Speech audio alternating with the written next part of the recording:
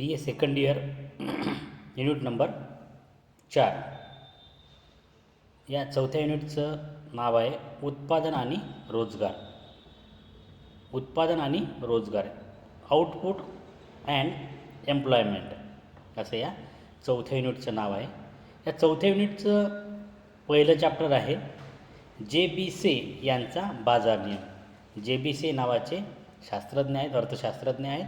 या अर्थशास्त्रज्ञांनी बाजारावर, मार्केटवर एक सिद्धांत, एक नियम त्यांनी मांडलेला आहे म्हणून आणि त्या नियमालाच जे बी से यांचा बाजार नियम असं म्हटले जाते. तर जे बी से या अर्थशास्त्रज्ञांनी आपला बाजाराचा नियम मांडताना अनेक गोष्टी गृहीत घेतलेल्या आहेत. त्याच्यानुसार त्यांनी काही निष्कर्षसुद्धा मांडलेले आहेत. तर या सगळ्या सिद्धांताचा उहापोह त्यांनी जे बी से यांनी एक 1803 साली त्यांचं प्रकाशित झालेल्या आपल्या ट्रायड इकॉनॉमिक पॉलिटिक या ग्रंथात त्यांनी आपला हा बाजाराचा नियम मांडलेला आहे. या बाजाराच्या नियमाचं प्रतिपादन या पुस्तकामध्ये त्यांनी केलेले आहे. असे पुस्तक त्यांनी प्रकाशित करून एक नवा नियम, या मार्केट संदर्भातला एक नवा नियम त्यांनी मांडलेला आहे आणि तो नियम आपल्याला या चॅप्टरच्या माध्यमातून शिकायचा आहे. तर काय आहे नियम? तर नियम असा आहे, प्रत्येक पुरवठा आपली मागणी स्वतः निर्माण करतो. बघा, प्रत्येक पुरवठा आपली मागणी स्वतः निर्माण करतो. म्हणजे प्रत्येक पुरवठा ही आपली मागणी स्वतः निर्माण करत असतो. तो इतरांवर डिपेंड नाही आहे. आपली प्रत्येक पुरवठा आपली मागणी स्वतः निर्माण करत असतो. हे कसं काय शक्य होते की प्रत्येक पुरवठा आपली मागणी कसं काय निर्माण करू शकतो? ते असं आहे की मागणी निर्माण करायची असेल, जास्तीची मागणी निर्माण करायची असेल किंवा तर त्यासाठी तुम्हाला जास्तीचा पुरवठा निर्माण करावा लागेल. जास्तीचा पुरवठा जर निर्माण करायचा असेल तर तुम्हाला जास्तीचे लोक कामाला लावावे लागतील किंवा जास्तीच्या लोकांना रोजगार द्यावा लागेल. जास्तीच्या लोकांना तुम्हाला रोजगार उपलब्ध करून द्यावा लागेल. जास्तीच्या लोकांना तुम्हाला रोजगार जर तुम्ही उपलब्ध करून दिला तर त्या लोकांना उत्पन्न मिळेल, त्यांचं उत्पन्न वाढेल. त्यांच्या उत्पन्नात जर वाढ झाली किंवा त्यांना जर नव्यानं उत्पन्न मिळालं, त्यांच्याकडे नव्यानं पैसा येईल. त्यांच्याकडे नव्यानं पैसा आला तर ते लोक मार्केटमध्ये जातील आणि वस्तूला मागणी वाढवतील किंवा नवीन वस्तूची मागणी करतील. नवीन वस्तूची मागणी वाढल्यामुळं आपोआपच जो जास्तीचा पुरवठा निर्माण केला गेला होता त्या पुरवठ्याला मागणी निर्माण होईल. म्हणजेच प्रत्येक पुरवठा आपली मागणी स्वतः निर्माण करतो. हे जे बी से यांनी स्पष्ट करून दाखवलेले. त्यालाच जे बी से यांचा बाजार नियम असं म्हणतात. परत शिकूया आपण. प्रत्येक पुरवठा आपली मागणी स्वतः निर्माण करतो. मार्केटमध्ये जास्तीची मागणी जर निर्माण करायची असेल तर सुरुवातीला तुम्हाला पुरवठा वाढवावा लागेल आणि जास्तीचा पुरवठा जर वाढवायचा असेल तर तुम्हाला नवीन लोक कामाला घ्यावे लागतील. म्हणजेच तुम्हाला रोजगारीमध्ये वाढ करावी लागेल. रोजगारीमध्ये जर वाढ केली, पूर्वीपेक्षा जास्त लोक जर तुम्ही कामाला लावले तर जास्तीचे लोक कामाला लागल्यामुळे किंवा जास्तीचा रोजगार निर्माण झाल्यामुळे या लोकांच्या हाती नव्यानं पैसा येईल. या लोकांच्या हाती नव्यानं पैसा आला, यांच्या हाती पैसा जर आला तर हे पैसा यांना स्वस्त बसू देणारा नाही. पैसा यांना मार्केटमध्ये घेऊन जाईल, बाजारामध्ये घेऊन जाईल आणि ही सगळी मंडळी जे नव्यानं रोजगार ज्यांना मिळाला आहे अशी मंडळी वस्तूंच्या मागणीमध्ये वाढ करेल किंवा नव्यानं मागणीमध्ये भर टाकेल. आणि नव्यानं मागणीमध्ये यांनी भर टाकली म्हणजेच जो अतिरिक्त पुरवठा निर्माण केला गेला होता त्यालासुद्धा मागणी निर्माण होईल. म्हणजेच प्रत्येक पुरवठा ही आपली मागणी स्वतः निर्माण करतो. हे जे बी से यांचं विधान ते या ठिकाणी अशा पद्धतीने मांडतात. त्यानंतर या सिद्धांताचे काही गृहीतकं आहेत. पहिलं गृहीतक आहे, बाजारात पूर्ण स्पर्धा अस्तित्वात असते. मार्केटमध्ये, बाजारामध्ये पूर्ण स्पर्धा अस्तित्वामध्ये आहे. बाजारामध्ये पूर्ण स्पर्धा असल्यामुळे सगळे व्यवहार फास्ट होतात. वस्तूच्या किमती साधारण स्थिर झालेल्या असतात. अशा अनेक गोष्टी या पूर्ण स्पर्धेमुळे शक्य होतात आणि पूर्ण स्पर्धा या सिद्धांताने गृहीत घेतलेलं आहे. नंबर 2 आहे, अर्थव्यवस्थेत सरकारचा हस्तक्षेप नसतो. अर्थव्यवस्थेमध्ये सरकारचा हस्तक्षेप नसतो. सरकार अर्थव्यवस्थेमध्ये हस्तक्षेप करत नाही, असं सुद्धा गृहीत या सिद्धांतामध्ये घेतलेलं आहे की अर्थव्यवस्थेमध्ये सरकार कोणत्याही प्रकारचा हस्तक्षेप करत नाही. म्हणजे सरकार किमती ठरवत नाही, सरकार पुरवठा ठरवत नाही, सरकार मागणीमध्ये सुद्धा काही बदल करत नाही. म्हणजे सरकारचा कोणत्याही प्रकारचा हस्तक्षेप या मार्केटमध्ये अर्थव्यवस्थेमध्ये नसतो. नंबर 3 आहे, अर्थव्यवस्था बंदिस्त असते. अर्थव्यवस्था बंदिस्त असते म्हणजेच काय की इतर देशाशी व्यापार या अर्थव्यवस्थेचा नसतो. म्हणजे विदेशी व्यापार या ठिकाणी नसतो असं गृहीत घेतलेलं आहे. त्यानंतर आहे, सर्व उत्पन्न खर्च केले जाते. म्हणजे एखाद्या व्यक्तीला जेवढं उत्पन्न मिळते, समजा त्याला 10,000 रुपये जर मासिक पगार मिळत असेल, मासिक वेतन मिळत असेल, तो 10च्या 10,000 रुपयेसुद्धा खर्च करतो, त्यापाशी बचत करत नाही. सगळ्याचं सगळं उत्पन्न खर्च करत असल्यामुळे जेवढं उत्पादन होईल तेवढ्याला तो व्यक्ती मागणी निर्माण करेल. म्हणून सर्व उत्पन्न खर्च केले जाते हे सुद्धा गृहीत घेतलेलं आहे. त्यानंतर आहे नंबर 5, बाजारपेठेची अनुकूलता असते. मार्केटसुद्धा कसं असते, पॉझिटिव्हली आहे. बाजारपेठेसुद्धा अनुकूलता असते. या सगळ्या गोष्टीमध्ये ते व्यवस्थितरित्या चालत असते. हे सुद्धा गृहीतक या JBC यांच्या बाजार नियमासाठी घेतलेलं आहे. त्यानंतर आहे JBC यांच्या सिद्धांताचे निष्कर्ष. या निष्कर्षावरून आपल्याला अजून सिद्धांत जास्तीचा समजण्यासाठी मदत होईल. JBC यांच्या सिद्धांताचे निष्कर्ष, त्यामध्ये पहिलं होतं, मागणी पुरवठा आपोआप संतुलन निर्माण होते. मागणी पुरवठ्यात आपोआप संतुलन निर्माण होते. बघा, मागणीचा वक्र आणि पुरवठ्याच्या वक्राच्या सहाय्यानं किंमत निश्चित होत असते, आपण मागणीच्या नियमामध्ये पाहत होतो.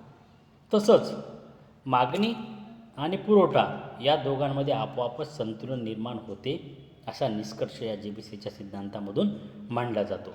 म्हणजेच काय, तर मागणी आणि पुरवठ्याच्या आपोआपच संतुलन होत असते. कारण आपण त्याचे जे अगोदर जे गृहीतकं पाहिलेत, त्या गृहीतकावरून ही सगळी परिस्थिती, म्हणजे बाजारपेठेची अनुकूलता आहे, जेवढा पैसा जेवढं उत्पन्न व्यक्तीला मिळते सगळं खर्च केल्या जाते, हे सगळे गृहीतकं असल्यामुळे बाजारपेठेमध्ये मागणी आणि पुरवठ्याचे आपोआपच संतुलन निर्माण होते असा निष्कर्ष मांडला जातो. त्यानंतर नंबर 2 आहे, अतिउत्पादनाची समस्या निर्माण होत नाही.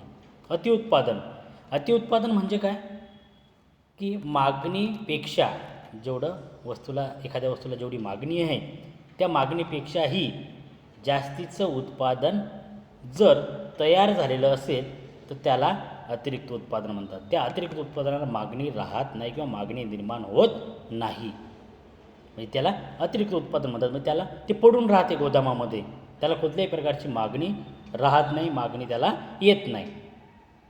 म्हणजे अतिरिक्त उत्पादनाची समस्या निर्माण होत नाही. कारण व्यक्ती आपलं सगळं उत्पन्न खर्च करत असल्यामुळे, बाजारपेठेमध्ये पूर्ण स्पर्धा असल्यामुळे, हे सगळे गृहीतकं असल्यामुळे अतिउत्पादनाची समस्या निर्माण होत नाही.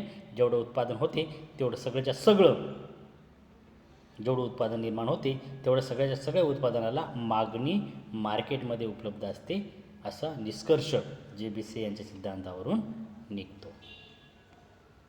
त्यानंतर आहे नंबर 4, मुद्रा केवळ विनिमयाचे माध्यम. मुद्रा ज्याचे अनेक वापर आहेत, अनेक त्याचे कार्य आहेत, पण त्या मुद्रेनं JBC यांच्या सिद्धांतामध्ये फक्त विनिमयाचे माध्यम म्हणूनच कार्य करावं असं गृहीतक त्यांचं आहे. आणि तसं गृहीतक असल्यामुळे मुद्रा केवळ विनिमयाचे माध्यम म्हणून कार्य करत असल्यामुळे या मुद्रेला इतर कार्य नाही, जसं की मुद्रा संचय, मुद्रा हस्तांतरण, इतर आपत्कालीन त्याचे वापर, हे सगळे या मुद्रेचे या सिद्धांतामध्ये होत नाही. म्हणजे मुद्रा केवळ विनिमयाचे माध्यम म्हणूनच कार्य करते असा सुद्धा निष्कर्ष JBC यांच्या सिद्धांतावरून काढला जातो. त्यानंतर आर्थिक घटक स्वतंत्र व स्वयंचलित असावे. आर्थिक घटक जे आहेत, जे आर्थिक व्यवहारामध्ये आपला उपस्थिती नोंदवत असतात किंवा जे अत्यंत महत्त्वाचे असतात, असे सगळे आर्थिक घटक हे स्वतंत्र आणि स्वयंचलित असतात. म्हणजे ते त्यांच्या पद्धतीने कार्य करत असतात. त्यांच्यामध्ये कोणीही हस्तक्षेप करत नाही, असा सुद्धा निष्कर्ष या सिद्धांतामधून काढला जातो. एकूणच काय, हे सगळेही पाचही निष्कर्षाचा जर आपण व्यवस्थितरित्या अभ्यास केला तर या सगळ्यावरून हेच सिद्ध होते की प्रत्येक पुरवठा ही आपली स्वतःची मागणी निर्माण करत असतो, असा सिद्धांत JBC यांचा सिद्धांत या ठिकाणी अनुभवास येतो किंवा तो व्यवस्थित कार्यान्वित असल्याचं या उदाहरणावरून किंवा या सिद्धांतावरून दिसून येते. तसंच आहे JBC यांच्या सिद्धांतावरील आक्षेप. JBC यांच्या सिद्धांतावर कोणकोणते आक्षेप घेण्यात आलेले आहेत.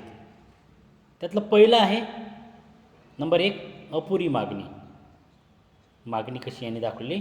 अपुरी मागणी दाखवली आहे.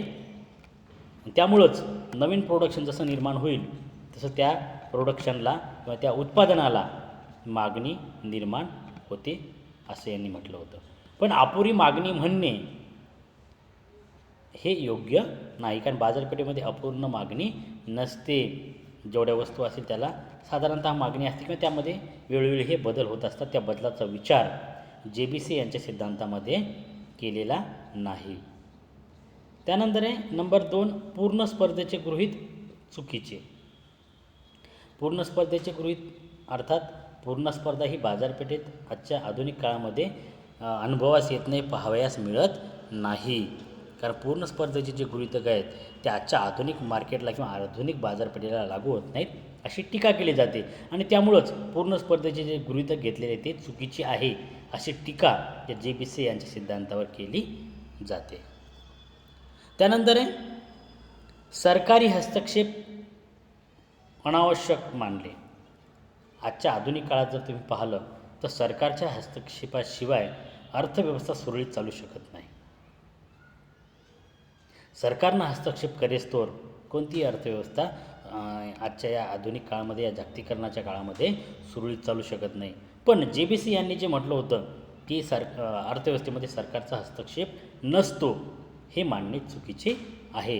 कारण सरकारच्या हस्तक्षेपाशिवाय काही निर्णय असे असतात की ते निर्णय घेण्यासाठी सरकारला हस्तक्षेप करावाच लागतो. आणि म्हणून सरकारी हस्तक्षेपाशिवाय आजची आधुनिक अर्थव्यवस्था चालणार नाही, तिला गती मिळणार नाही. आणि म्हणूनच सरकारची हस्तक्षेप अनावश्यक मानणे हे चूक आहे अशी टीका, असा आक्षेप या JBC यांच्या सिद्धांतावर घेतला जातो. त्यानंतर आहे नंबर 4, बंद अर्थव्यवस्थेचे गृहीत चूक. बघा, बंद अर्थव्यवस्था म्हणजे काय? तर बंद अर्थव्यवस्थेमध्ये विदेशी व्यापार नसतो. पण आजच्या जागतिकीकरणाच्या काळामध्ये, आजच्या उदारीकरणाच्या काळामध्ये जर आपण पाहिलं, खाजगीकरणाच्या कालावधीमध्ये आपण जर पाहिलं तर अर्थव्यवस्था बंदिस्त असून चालत नाही. तर ती ओपन इकॉनॉमी, खुली अर्थव्यवस्था आज गृहीत घेतलेली आहे. खुल्या अर्थव्यवस्थेमध्ये विदेशी व्यापार असतो, अनेक वस्तूच्या आयात केल्या जाते, अनेक वस्तू निर्यात केल्या जातात. इतरही व्यावसायिक संबंध देशांदेशामध्ये जपले जातात. पण बंदिस्त अर्थव्यवस्था जर असेल तर ह्या सगळ्या गोष्टी होणार नाहीत. आणि म्हणून आजच्या आधुनिक काळामध्ये बंदिस्त अर्थव्यवस्थेचं गृहीत घेणं हे चूक आहे अशी टीका, असा आक्षेप JBC यांच्या सिद्धांतावर घेतला जातो. त्यानंतर नंबर 5 आहे पूर्ण रोजगाराचे गृहीत अवास्तव. पूर्ण रोजगाराचे गृहीत अवास्तव. JBC यांनी सिद्धांत मांडताना असं म्हटलं होतं की पूर्ण रोजगार अर्थव्यवस्थेमध्ये किंवा देशामध्ये पूर्ण रोजगार आहे. पण आजच्या आधुनिक कालावधीमध्ये कोणत्याही देशामध्ये पूर्ण रोजगार नसतो. काही ना काही प्रमाणात ते बेरोजगार असतात, त्या ठिकाणी बेकारीही असतेच. मग ते वेगवेगळे प्रकार असतील. काही भागामध्ये तुम्ही जर पाहाल पूर्ण बेकारी आहे, काही भागामध्ये हंगामी बेकारी आहे, काही भागामध्ये छुपी बेकारी आहे, काही भागामध्ये संरचनात्मक बेकारी आहे. संरचनात्मक बेकारी म्हणजे काय? एखादं काम आपण करत आहोत पण त्या कामामध्ये आपल्याला समाधान नाही, आपण त्यापेक्षा वरच्या नोकरीची अपेक्षा करतो, म्हणजे तो संरचनात्मक बेकार आहे. तर यांनी जे पूर्ण रोजगारीचं गृहीतक घेतलेलं आहे हे अवास्तव आहे, चुकीचं आहे. कोणतीही अर्थव्यवस्था जर आज आपण पाहिली त्यामध्ये काही ना काही प्रकारची बेकारी असल्याचं दिसून येते. त्यानंतर नंबर 6 आहे केवळ अंशलक्षी दृष्टिकोनातून विचार. बघा, केवळ अंशलक्षी दृष्टिकोनातूनच विचार यांनी घेतलेला आहे. केवळ अंशलक्षी दृष्टिकोनातून विचार. अंशलक्षी म्हणजे छोट्या प्रमाणाचा यांचा अभ्यास आहे, किंवा यांनी जे अंशलक्षी आपण ज्याला म्हणतो सूक्ष्म पद्धतीने यांनी अभ्यास केलेला आहे.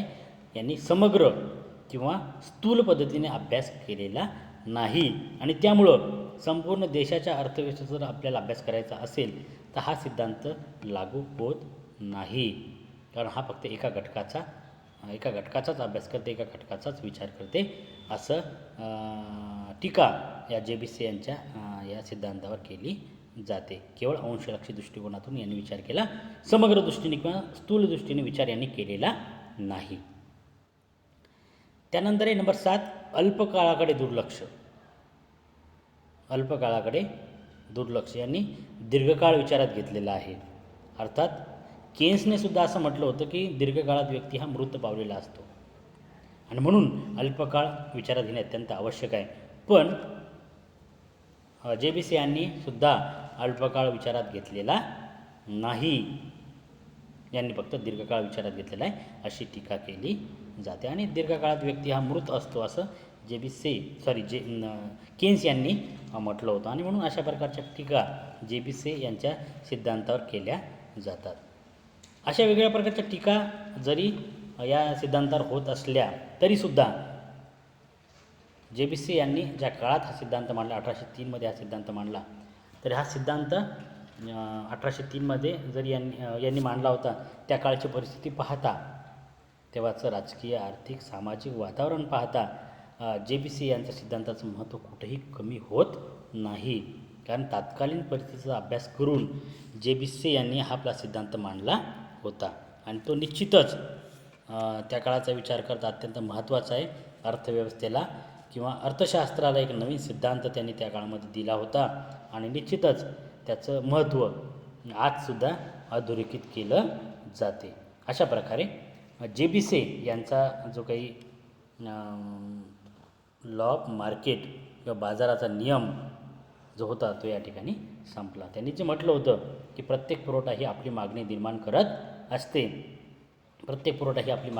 करत असते, तर अर्थात तो सिद्धांत बऱ्याच प्रमाणात अनुभवात सुद्धा येतो आणि तो कार्यान्वित असल्यासुद्धा दिसून येते. यावर काही टीका जरी होत असली तरी एकूणच तेव्हाची परिस्थिती पाहता, तो काळ पाहता हा सिद्धांत अत्यंत उपयोगाचा आहे आणि एक अर्थव्यवस्थेला किंवा देशाला किंवा अर्थशास्त्राला विशेष करून एक वेगळी कलाटणी देणारा असा हा सिद्धांत आहे. आणि म्हणून या सिद्धांताचं महत्त्व कुठंही कमी होत नाही. या सिद्धांताचं महत्त्व हे अबाधितच राहते असं आपल्याला या ठिकाणी म्हणावं लागते. अशा प्रकारे आपल्या या 4थ्या युनिटमधलं पहिलं चॅप्टर या ठिकाणी संपलं.